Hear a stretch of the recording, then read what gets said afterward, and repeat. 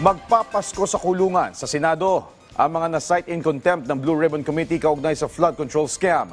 Kasama riyan sina Curly Discaya, JP Mendoza, Henry Alcantara at Bryce Hernandez. Ang detalye sa report ni Luisa Erispe. Tiis muna sa kulungan ng Senado ngayong Pasko ang mga resource persons na na-cite in contempt ng Blue Ribbon Committee dahil sa investigasyon ng flood control project. Ito ay sina Curly Discaya, JP Mendoza, Henry Alcantara at Bryce Hernandez. Sabi ng liderato ng Senado, hanggat hindi tapos ang investigasyon sa flood control, hindi sila makakalaya sa kulungan. Pag merong mga issue ng warrant sa kanila, isusurrender namin sila ron sa warrant. Pag wala, SP, dito lang sila. Pag wala, dito pa sila hanggat hindi tapos yung ribbon na hearing.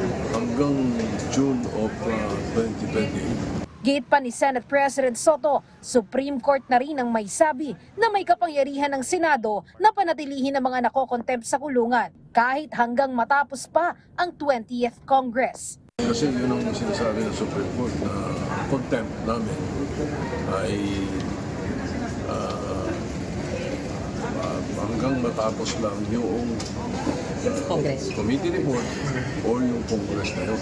Samantala, nilinaw naman ni Senate President Pro Tempore Panfilo Lacson na hindi pa terminated ang pagdinig ng Blue Ribbon Committee hinggil sa flood control scandal.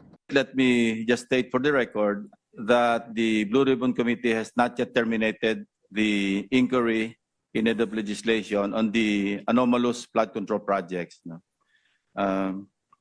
Be that as it may, I have directed the committee to commence crafting with the crafting of a partial committee report in that regard. Pero may mga naisumiti na silang rekomendasyon sa Department of Justice at Independent Commission for Infrastructure na makasuhan. Bagamat hindi raw kasama ang mga Diskaya, may mga dawit na district engineers ng DPWH. Pwede mag-file ng o mag-recommend ng filing of charges, which we already did actually initially. No? Yung ibang information na kuha namin, naipasa na namin sa ICI, naipasa namin sa DOJ. Kapag nakumpleto na ang committee report, meron pa silang marerekomendang iba pa na makasuhan. Pag nakumpleto na yung partial committee report and kung mag-wrap up na, the committee report na talaga. And then we'll be submitting recommendations. Kasi remember, dalawa naman yung aspeto ng mandate. In aid of legislation, yung isa naman, investigation. Luisa Erispe para sa Pambansang TV sa Bagong Pilipinas.